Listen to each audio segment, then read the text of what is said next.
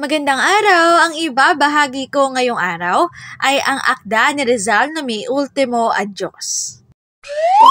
Magbasa, makinig, matuto at magsaya. Ako si Binibining Menya. Handa na ba kayo? Tara na, umpisa na nating isa-isahin at pirapirasuhin ang mga detalyeng nakapaloob dito. Maaari kong ibigay ang soft copy ng video na ito, mag-email ka lamang o kaya naman ay mag-message sa aking Facebook page. Ilalagay ko ang aking email sa gitnang bahagi ng video at ang Facebook page naman ay sa huling bahagi matatagpuan. Maraming salamat sa panonood!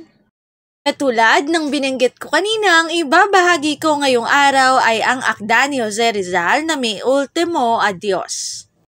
Mi Ultimo Adios na isinalin bilang ang aking huling paalam ay isang makabagbag damdaming tula na isinulat ni Jose Rizal bago siya noong Disyembre 30, 1896. Ang tula ay nagsisilbing huling mensahe ng pagmamahal ni Rizal para sa kanyang bayan at isang pahayag ng kanyang mga prinsipyo at hangarin para sa kalayaan ng Pilipinas. Sa kanyang tula, inilarawan ni Rizal ang kanyang sakripisyo para sa bansa na puno ng pag-asa na ang kanyang ay magiging inspirasyon sa kanyang mga kababayan upang ipaglaban ang kanilang mga karapatan at kalayaan. Nais niya nga kanyang alaala ay magsilbing simbolo ng pagmamahal sa bayan at ng patuloy ng pakikibaka para sa katarungan at kalayaan. Ang aking huling paalam ay hindi lamang isang paalam, kundi isang pahayag ng kanyang nasyonalismo at pag-asa para sa kinabukasan ng Pilipinas.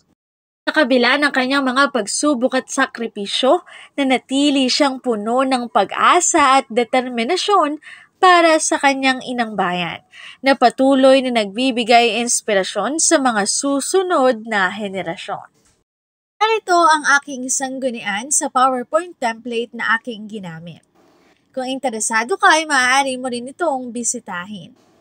Mi Ultimo Adios ni Dr. Jose P. Rizal. Dito na nagtatapos ang aking pagbabahagi.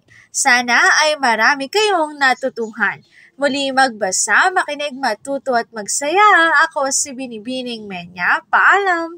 Paalala, ang wikang Filipino ay mapagpalaya, atin natin itong gamitin, mahalin at mas paunlarin.